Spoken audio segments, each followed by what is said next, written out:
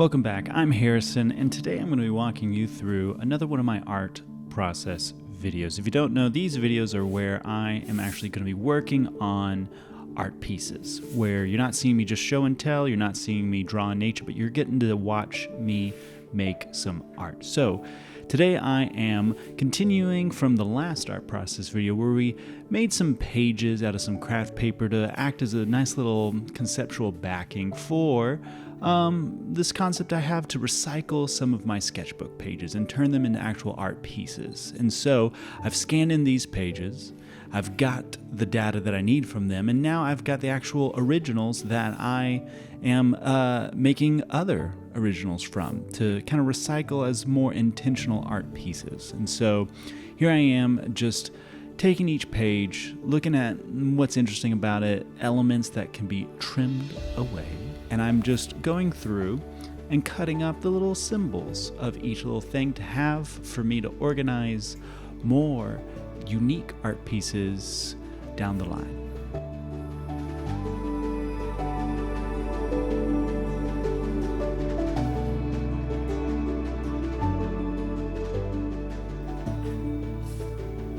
So here is the next sketchbook page that I thought was a little interesting. I believe this little page was where I essentially was just trying to come up with different tiling ideas, paneling options for some flat sculpture videos that I think you've already seen a little bit of already. And here is me just cutting out each little concept in its little original square design as it is. And so here next, I've got another page where it was done in pencil, so it's a little less opaque, and it's essentially just a whole bunch of symbols in a more of a texture manner than drawing individual symbols on the page. But I figured I'll cut these up in a nice little different, thinner squares to add to the variety.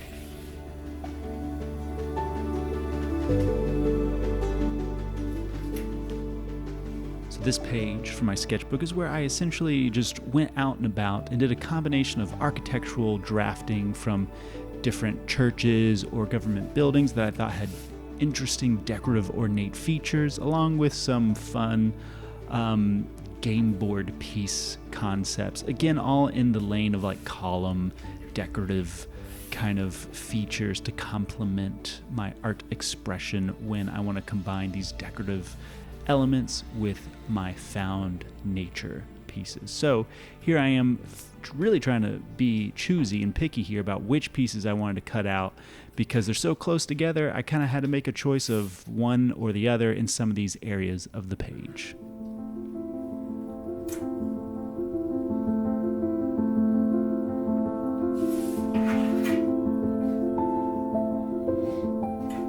Here in this page, I am essentially cutting out tiling. I was experimenting with some tiling in my sketchbook where I wanted to come up with different symbol shapes, enclosure shapes for the individual symbols that I draw out on my art pieces. So fortunately, it wasn't as busy of a page, and there was just a handful of elements that I felt were relevant for art making.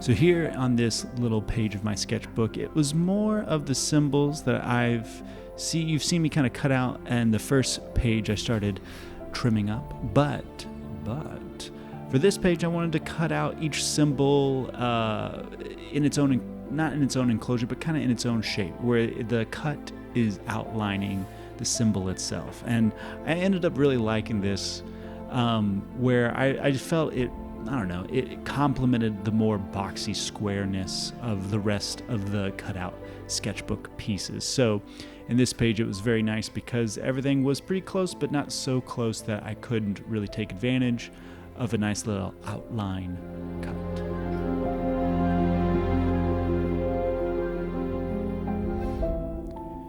So I've got enough of my symbols done and cut, and I'm pretty happy with all the options I have here. Obviously, I'm not going to use everything, but it's nice to have a variety, a little library of symbols and pieces that I can use to do some assembling in the next art process video.